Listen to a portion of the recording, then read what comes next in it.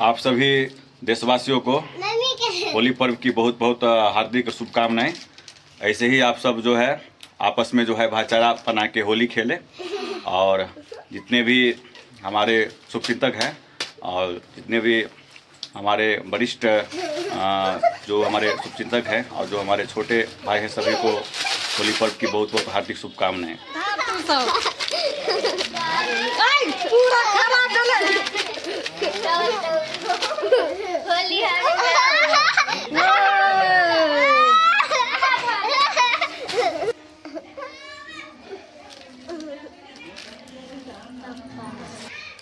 बच्चों के साथ जो है होली पर्व मना रहे हैं और मेरी छोटी लाडली नेहा, ये छोटे गुप्ता जी आनंद और मेरी बड़ी बेटी नंदनी, आप सभी देशवासियों को होली की बहुत बहुत हार्दिक शुभकामनाएं।